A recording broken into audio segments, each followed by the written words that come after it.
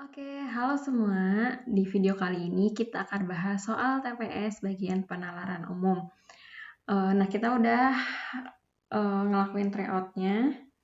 Nah, buat teman-teman yang belum ngerjain soalnya atau belum ikutan tryout-nya, kalian boleh klik link video di atas ini ya. Di situ ada petunjuknya, terus nanti ada link untuk tryout-nya.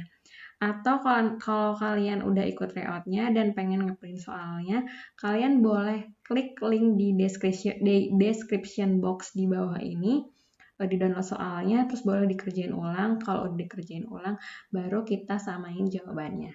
Oke, mulai ya. Nah, mulai ya. Yang nomor 1, di sini tuh ada teks panjang, ada 3 paragraf.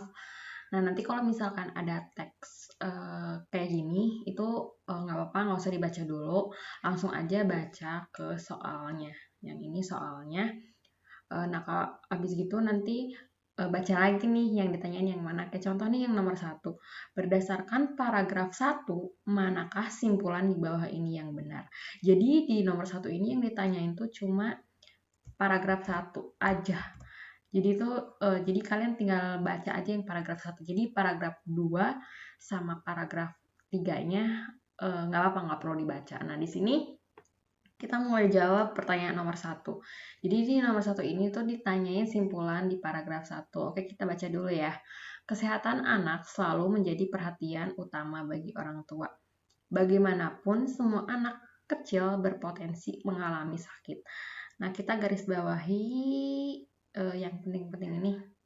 Jadi semua anak kecil itu dia berpotensi mengalami sakit.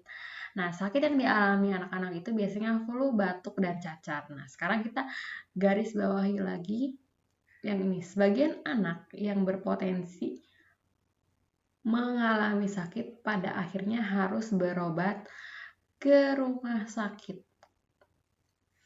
Tapi itu banyak anak menolak diajak ke rumah sakit. Sayangnya tidak semua anak mau dibawa ke rumah sakit. Banyaknya anak ya. Oke, kita cukup perhatikan kalimat yang pertama yang ini sama kalimat kedua yang di garis bawah ini ya. Nah, di sini tuh kayak semua anak kecil berpotensi mengalami sakit. Berarti kan dia misal nih semua anak-anak ya. Terus habis gitu sebagian anak yang berpotensi mengalami sakit pada akhirnya harus berobat ke rumah sakit. Berarti tuh yang yang ke rumah sakit tuh nggak semuanya kan, kayak cuma sebagian aja, kayak sebagian kecil. Nah, berarti sekarang kita lihat optionnya. Oke, sebagian anak kecil yang sakit sering ke rumah sakit.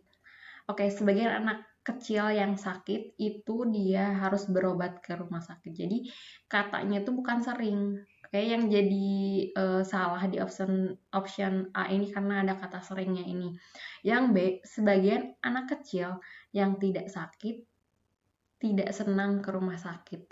Nah, di sini sebagai anak kecil yang tidak sakit, kan di sini jelas ya, kalau yang ke rumah sakit itu tuh anak-anak yang sakit. Jadi yang nggak sakit ya nggak perlu ke rumah sakit gitu kan.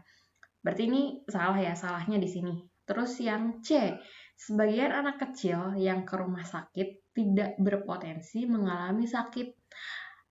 Ini juga sama nih. Yang ke rumah sakit kan tadi udah dijelasin nih di sini. Kalau yang ke rumah sakit itu yang berpotensi mengalami sakit. Oke, jadi salahnya itu di sini. Sekarang yang D, sebagian anak kecil pada akhirnya harus berobat ke rumah sakit. Oke, ini simpulan yang benar ya. Ini simpulan yang benar.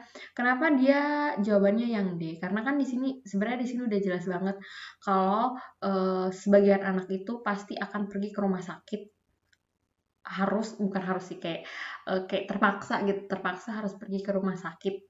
Karena kan semua anak itu berpotensi mengalami sakit. Nah, sebagiannya itu harus pergi ke rumah sakit atau berobat ke rumah sakit. Jadi jawabannya yang D. Nah, sekarang yang E. Yang E kenapa sih salah? Sebagian anak kecil yang sakit flu dirawat inap.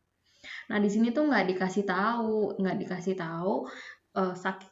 yang sakit apa sih yang harus dirawat itu kan di sini kan cuma dikasih tahu anak-anaknya itu sakit. Nah, sakitnya memang salah satunya adalah flu, tapi tidak spesifik sakit flu harus dirawat inap. Jadi jawabannya yang D.